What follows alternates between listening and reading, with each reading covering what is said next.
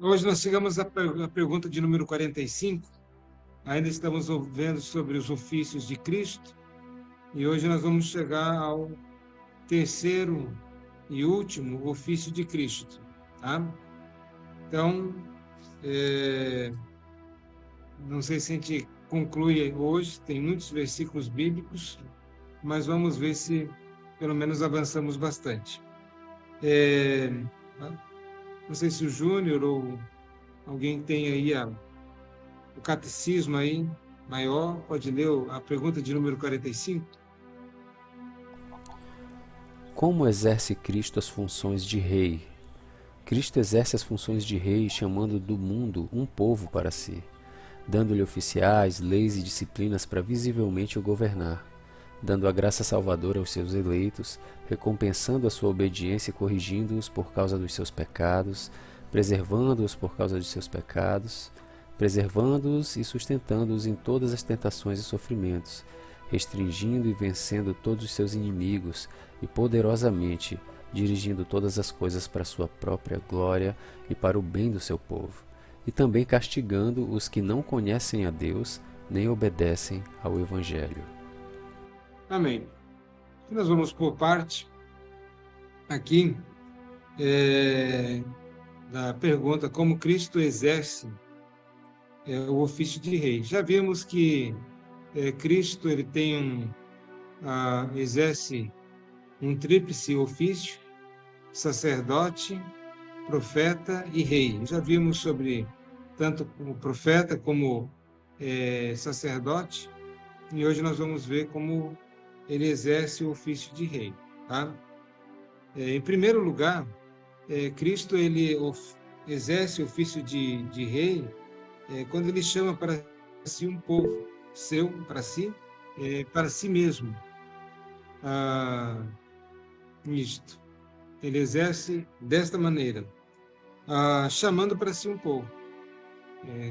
Não há um rei, um reinado sem súditos. Imagine um rei ou um reino que não há ninguém, só há o rei. Não há essa possibilidade, não conhecemos um reinado dessa natureza. Um rei, sem súditos, sem povo, né? Não, isso não acontece. Então ele exerce, demonstrando o seu poder em converter corações dos homens para fazerem parte do seu povo e do seu reinado. Sempre vimos aí o Senhor Jesus Cristo dizendo: o reino de Deus está entre nós, né? E vai falar muito sobre o reino de Deus. O reino de Deus é chegado.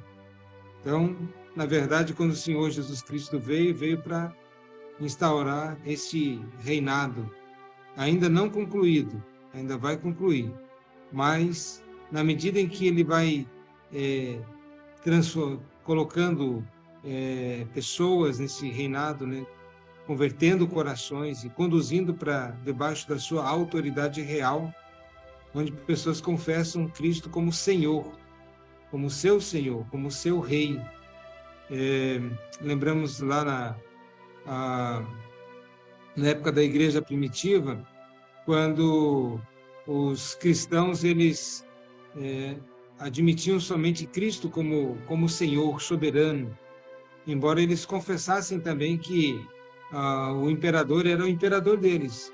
O imperador é o nosso imperador, mas o Kyrios é Cristo, né? O nosso Senhor. E por isso eles foram perseguidos ao confessarem que pertenciam a um povo distinto, a um reino distinto, e tinham essa obediência irrestrita a esse reino. Estava debaixo da lei deste reino. Lembrando também que um reino, um povo, é caracterizado não somente pelo seu governante, mas pelo seu povo, que tem regras, que tem leis, né? Então não é um povo anárquico, não é um povo sem nomos, né? Sem lei, mas é um povo que está debaixo de uma lei, a lei de Cristo, né? E a lei de Cristo não é pesada para aqueles cujo coração pertencem a Cristo. Também um povo tem as suas regras, como vimos. Mas vamos lá. Cristo, ele demonstra o seu poder e o seu domínio também, a sua soberania, pelo fato de que ele eficazmente traz para junto de si todos aqueles que ele já destinou para serem parte deste povo. Não é uma coisa insignificante. A conversão não é uma ação humana. Não são os homens que voluntariamente, sem influência alguma, sem nenhuma intervenção de Deus, decide se tornar filho de Deus e se tornar servos de Cristo, se tornar cidadãos do reino dos céus. Não são os homens que fazem essa decisão. É Deus quem toma essa decisão. É Ele quem escolhe, é Ele quem chama. E Ele dá essa demonstração no seu ministério terreno, quando Ele está no mundo aqui. Ele chama os discípulos e aqueles homens simplesmente deixam tudo. Percebam o domínio de Cristo, né? O seu senhorio. Eles deixam tudo, deixam as empresas pesqueiras deles lá e eles vão seguir a Cristo. E não somente os discípulos, depois apóstolos, mas todos os outros discípulos depois deles. E que incondicionalmente, isso não é novamente uma decisão humana, mas é uma decisão de Cristo. É Ele quem escolhe, Ele que chama eficazmente. Então ele exerce dessa maneira, quando ele chama. E o chamado dele é um chamado eficaz, um chamado que não pode ser resistido, é um chamado irresistível. Tá? Então eu convido alguém a ler aí o livro de Atos, no capítulo 15, verso 14 e o verso 16. Se alguém tiver, pode ler. Atos capítulo 15, versos 14 e 16. Expôs Simão como Deus primeiramente visitou os gentios, a fim de constituir dentre eles um povo para o seu nome. Cumpridas estas coisas, voltarei e reedificarei o tabernáculo caído de Davi, e levantando-o de suas ruínas, restaurá-lo-ei. Ok, obrigado. Verso 14, com muita clareza, ele está falando dos gentios, óbvio, porque o texto está dizendo: expôs Simão como Deus primeiramente visitou os gentios a fim de constituir, ou seja, como que Deus estava alcançando os gentios. E sempre devemos lembrar também como Deus faz isso, como Ele exerce esse chamado eficaz. Ele exerce seu chamado eficaz aos ainda não convertidos, aos não salvos, por meio da pregação do Evangelho, por meio da ação da igreja. E quando falamos igreja, não falamos da instituição, mas sim dos que já foram chamados por Deus. Os discípulos indo, pregando o Evangelho, e por meio da pregação, Deus estava chamando essas pessoas para junto de si mesmo, para constituir dentre eles um povo para o seu nome. Então, ele está aqui chamando os gentios para ser seu povo. E confere também com aquilo que o apóstolo Paulo também vai falar mais adiante. Por esse tempo, ele estará chamando os gentios, mas eu creio que num tempo, não sei se breve ou bem futuro, né, que vai trazer o seu olhar para a igreja, para o povo de Israel, quando diz aqui no verso 16: cumpridas estas coisas, esse chamamento dos gentios, quando se completar o número dos gentios, Cumpridas estas coisas, voltarei e reedificarei o tabernáculo caído de Davi, fazendo referência ao povo de Israel. Talvez um avivamento que ocorra no tempo antes da sua vinda. Levantando de suas ruínas, restaurá-lo-ei. Tá? E com isso não queremos dizer que Deus usa de 2 pesos, 2 medidas para a salvação do pecador, como se para o povo de Israel ele salvasse de uma maneira e o povo gentil de outra. Não. Ambos serão salvos da mesma forma, por meio do mesmo Salvador Jesus Cristo, chamados por Deus eficazmente por meio do Evangelho, através do Evangelho. Mas ele vai fazer isto como Rei soberano, convertendo os corações para constituir agora a sua igreja plena, constituída de judeus e gentios. Tá? Então, mas é ele que está fazendo isso. Ele vai constituir dentre eles um povo para o seu nome. Já estava estabelecido isso. Percebam que confere com isso as palavras dos profetas. Isso já estava profetizado. Não tem nenhum acidente de percurso. Na rejeição do povo de Israel ao Senhor Jesus Cristo não foi um acidente de percurso. Foi algo que aconteceu dentro dos planos e propósitos eternos de Deus. Tá? Mas também, agora olhando para o Antigo Testamento, Isaías, capítulo 55, verso 4 e o verso 5. Eis que eu o dei por testemunho aos povos, como príncipe e governador dos povos. Eis que chamarás a uma nação que não conheces, e uma nação que nunca te conheceu correrá para junto de ti por amor do Senhor, teu Deus, e do Santo de Israel, porque este te glorificou. Ok. Então, ele é constituído como príncipe e governador dos povos, percebendo que nós estamos falando sobre Cristo como o rei. Ele foi constituído por Deus como príncipe e governador dos povos, e nos diz que ele chamará uma nação que não conhece. Novamente, a profecia que envolve os gentios, referindo-se àqueles que não eram do povo judeu. E uma nação que nunca te conheceu correrá para junto de ti. Mas sempre lembrando, não são os povos, as pessoas que correm para Deus, mas é Deus quem opera de uma forma eficaz, levando com que as pessoas creiam, confessem, se rendam a Cristo. Por isso correrão para o Senhor. E por amor do Senhor, por causa do nome do Senhor, por causa daquilo que ele já prometeu, isso haveria de acontecer. Percebam, Isaías viveu muito tempo antes.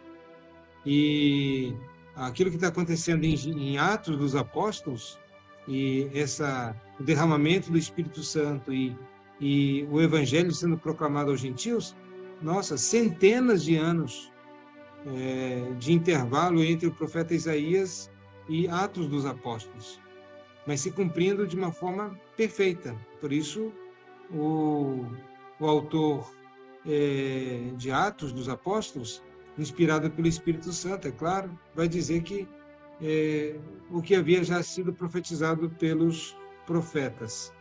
Tá? Então, novamente, a maneira como ele exerce o ofício de rei é chamando para si um povo, para si. Em Gênesis 49:10, faz uma referência ao seu reinado. O cetro não se arredará de Judá. Lembrando que Jesus ele é da tribo de Judá. Davi era da tribo de Judá. E Gênesis está lá no início, escrito por Moisés.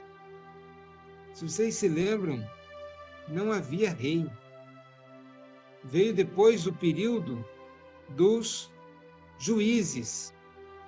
Depois veio o período de Samuel, quando ele julgava Israel e o povo pediu um rei. Até então, Israel não tinha rei. Então, alguns dizem, o povo não era para ter rei. Há uma profecia, percebam, que o cetro referindo-se a aquele instrumento real, indicador de poder, de autoridade, que não se herdaria de Judá. Enfim, Davi nem pensava em nascer ainda, nem o bastão de entre seus pés. As profecias já falavam sobre um reinado.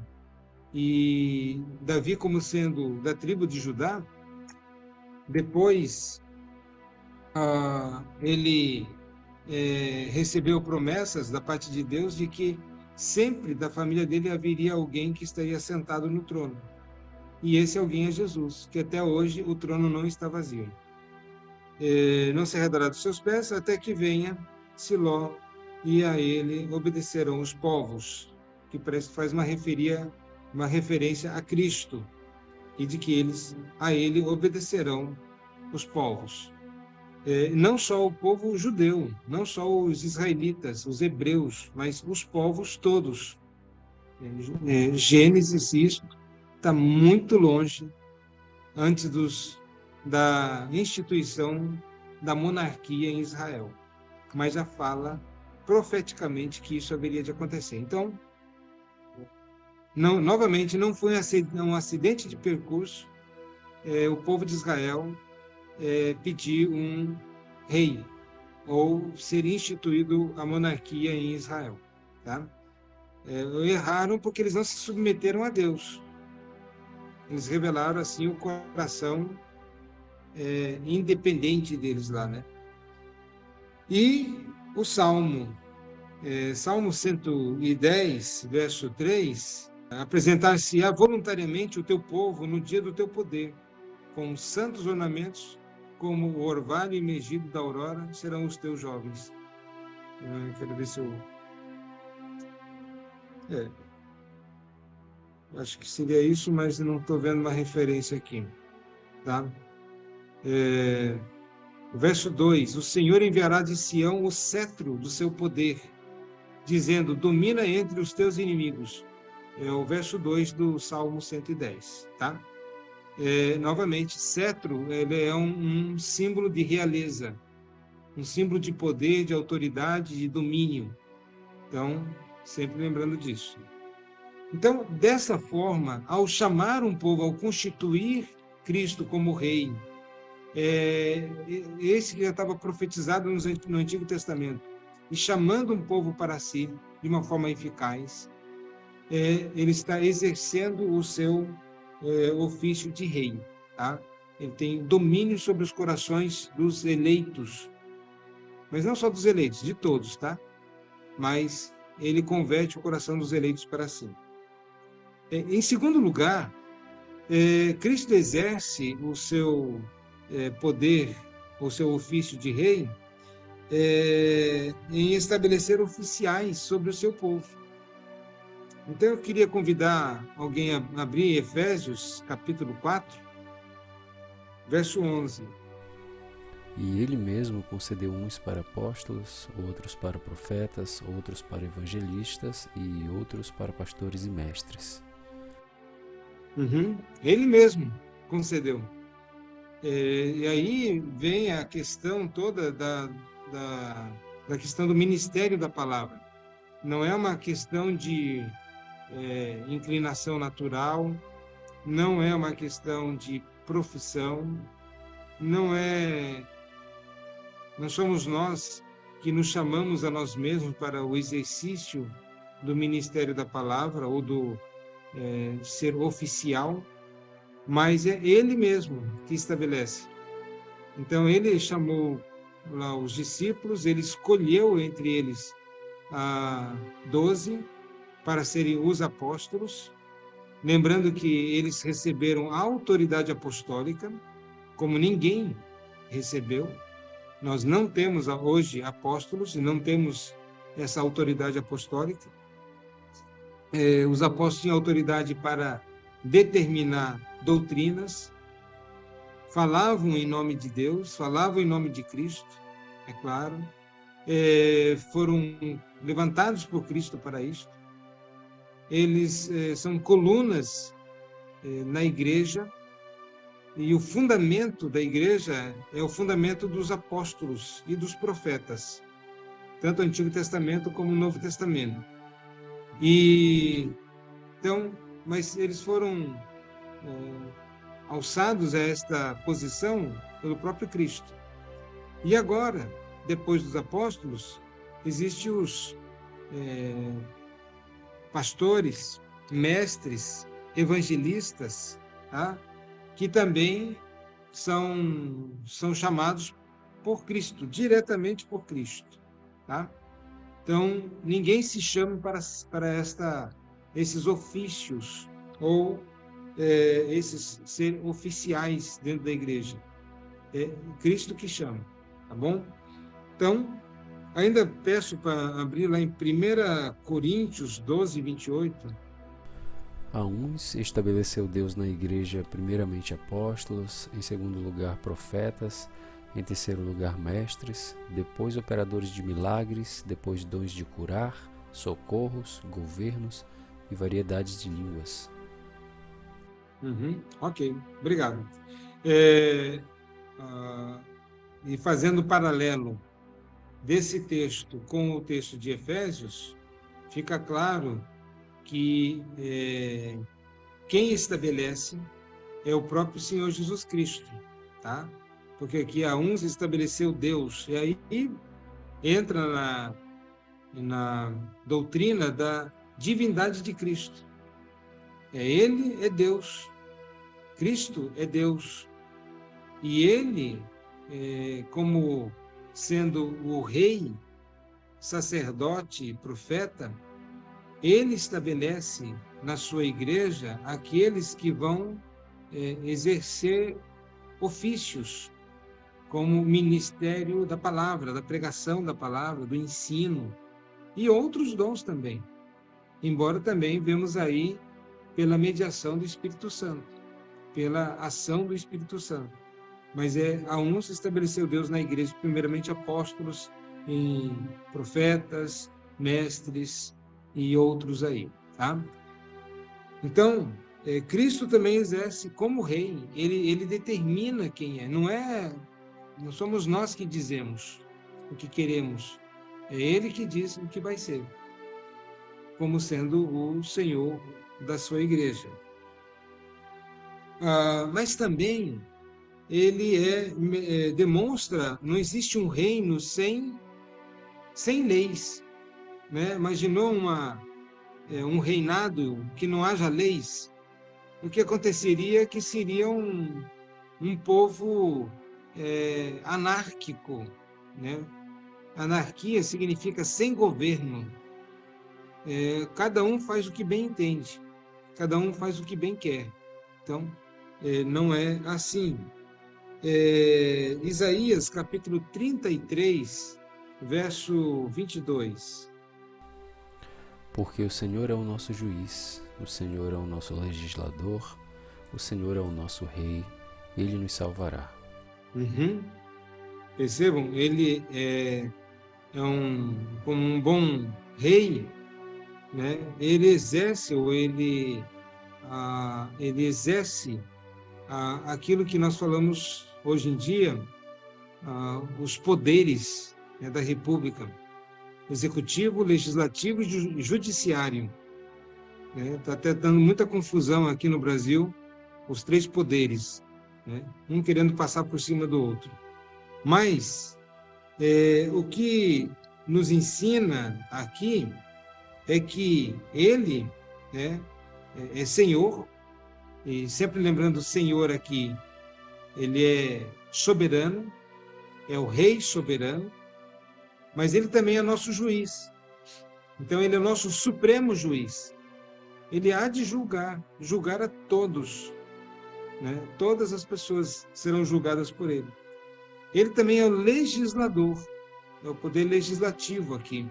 O poder judiciário, nós vimos, poder legislativo, ele faz leis, então não existe na sua igreja a ideia de cada um por si e Deus por todos. Ou cada um faz o que acha melhor. Ou eu penso desta forma. Se somos filhos de Deus, as leis foram estabelecidas pelo próprio Senhor Jesus. Mas também Senhor é o nosso Rei. Desse texto está claríssimo o tríplice ofício de Cristo. Juiz, né? Como Rei.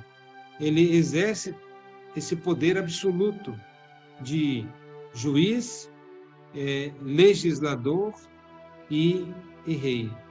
E também, de quebra, ele nos salvará. Ele é o Salvador, mostrando que ele é um bom rei. Ele é o nosso Salvador, em quem podemos confiar e depositar nossa esperança e confiança nele. Tá? Ele há de nos salvar. Uma das funções dos reis, né, na época na época medieval, é que os reis eles davam a proteção para os seus súditos, pelo menos deveriam dar, né? E salvá-los. E assim nós vemos que Cristo ele exerce esta obra de Salvador do seu povo. E por fim, né, eu acho que podemos dividir esse estudo em duas partes, mas antes de eu continuar, eu quero perguntar: alguma dúvida, alguma pergunta ou alguma colocação? Então tá.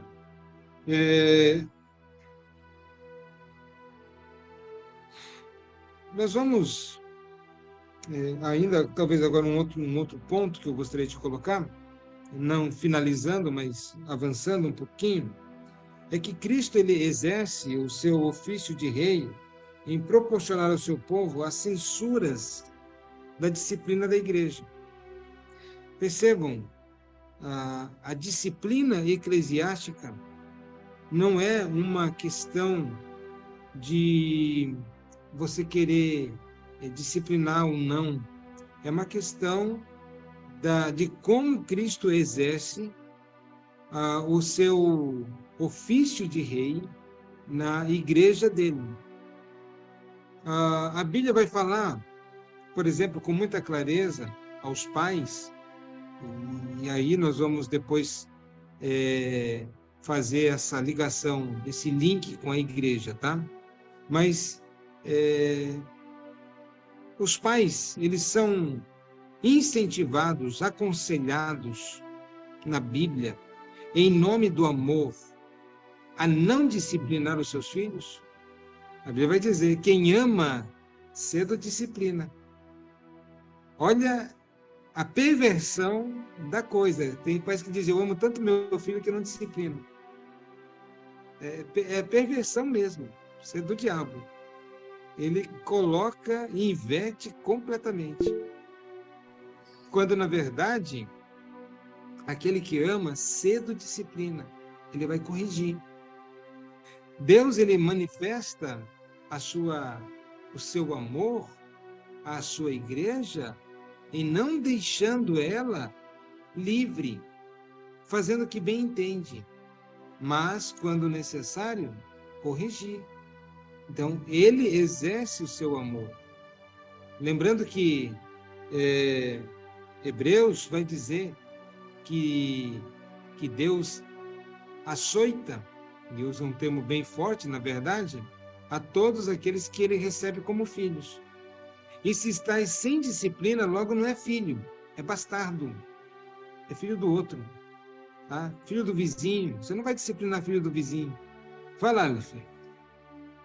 O que é interessante, pastor, e por que é um privilégio, né, nós congregarmos nessa nossa igreja, né, que é o corpo de Cristo, Igreja Presbiteriana, onde enfatizamos a pregação do evangelho expositivo, a pregação da leitura da palavra na sua forma fundamental, literal e contextual. Realmente é um privilégio, porque eu mesmo, eu venho de um berço católico e de pessoas que se debruçam em orações, que você percebe que tem frutos de pessoas piedosas, mas que falta aquele temor de buscar nas Sagradas Escrituras a leitura do Evangelho. Eu mesmo cresci ouvindo a minha avó, por exemplo, dizendo: meu filho, Deus nos ama tanto, que quando pedimos aquilo que nos faz mal, por amor Ele nos dá.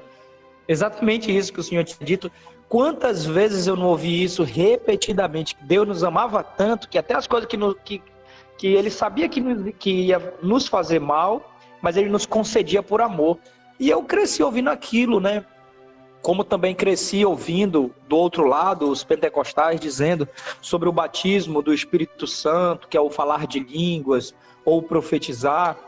E pela leitura expositiva da palavra e a revelação através do Espírito Santo que Ele deu a mim, lendo a sua palavra, eu senti o batismo do Espírito Santo assistindo uma pregação do pastor Paulo Júnior sobre a doutrina do inferno.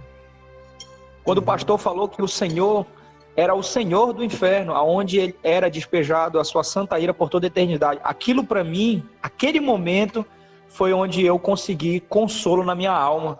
Eu me senti batizado pelo Espírito Santo na revelação da sua essência, através da leitura das Sagradas Escrituras, deixando o emocional de lado, não que não seja importante, mas deixando o emocional de lado e buscando o evangelho doutrinário, onde não existe brecha, não existe erro, porque os falsos profetas, a besta, Satanás, ele faz sinais e ele engana, mas a doutrina não. No crivo da doutrina só permanece de pé aqueles que foram firmados na rocha, que é Jesus Cristo. Opa, muito bom, muito obrigado. Se fosse para pegar esses pontos que você colocou, já dá outro estudo aí, né? De fato, percebam, o diabo ele faz milagres.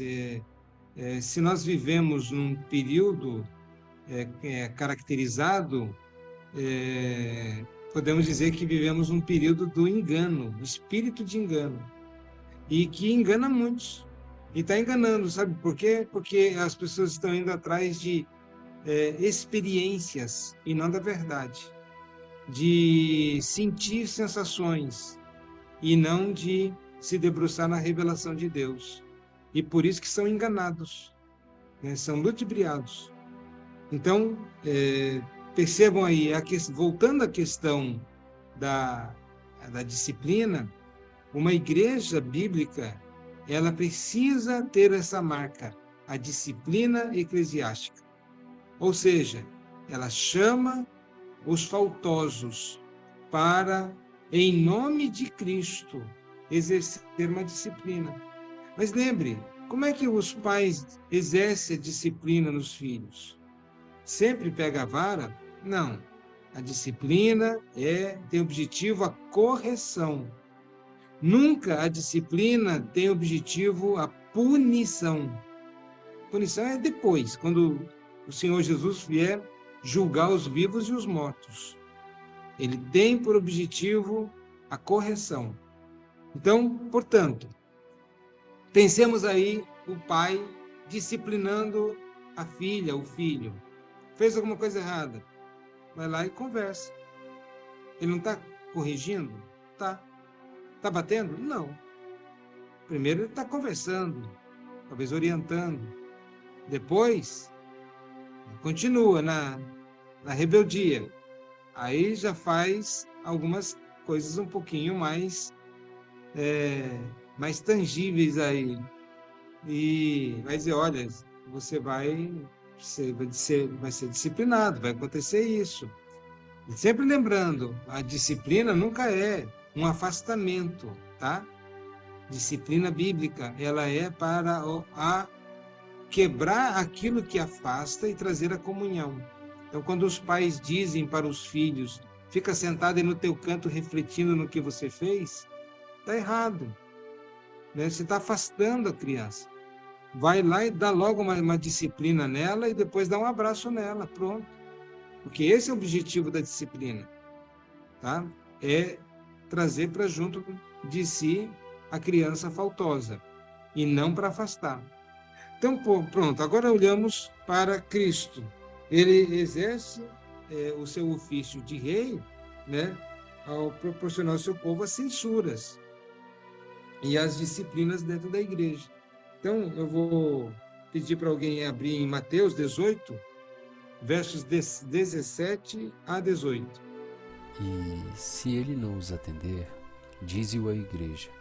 E se recusar a ouvir também a igreja, considera-o como gentil e publicano. Em verdade vos digo que tudo que ligardes na terra terá sido ligado nos céus, e tudo que desligardes na terra terá sido desligado nos céus. Só que eu vou um pouquinho antes,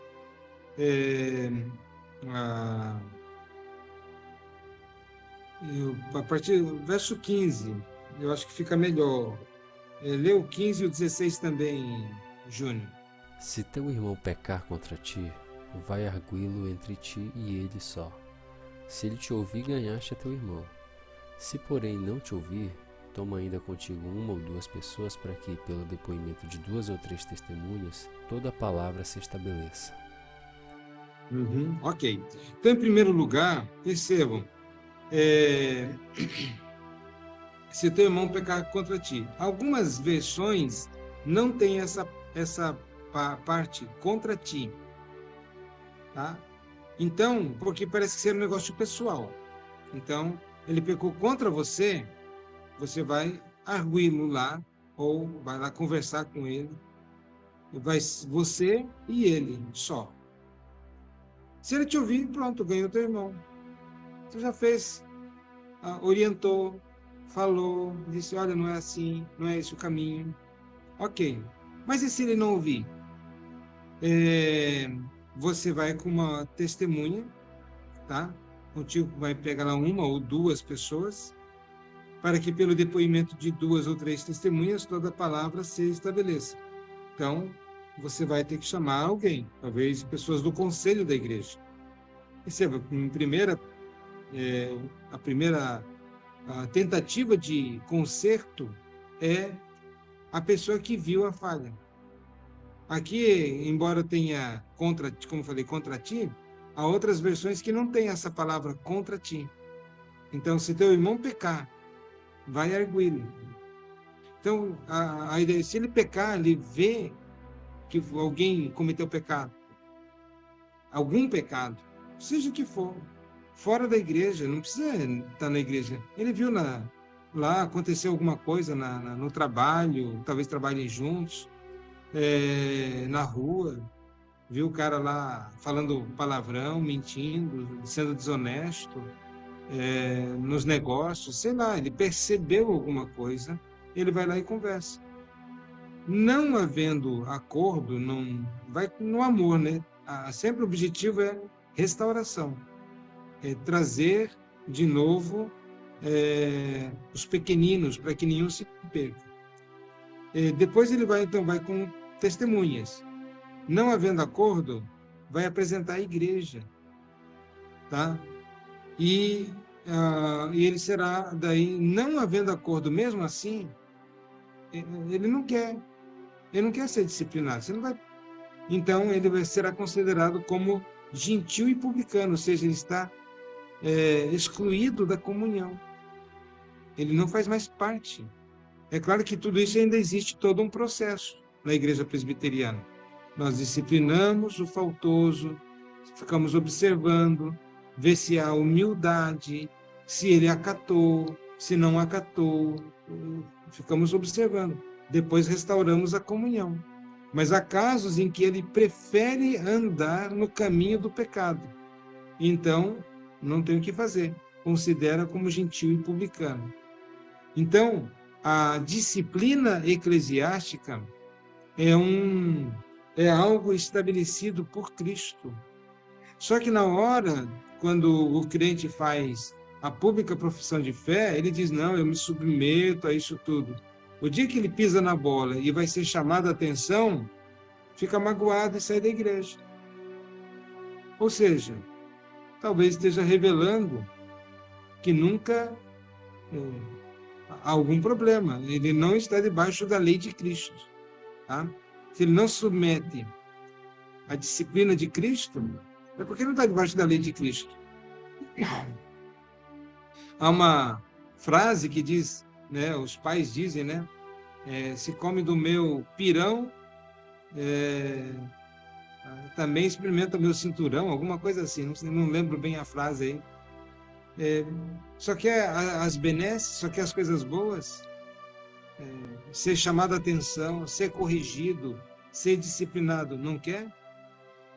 Então, perceba que o Jamil está confirmando que é isso mesmo. Então, se eu não tiver exatamente certo, é eu e a Jamil. Bom, então, ok. 1 Coríntios, 1 Coríntios, capítulo 5, verso 4 e 5.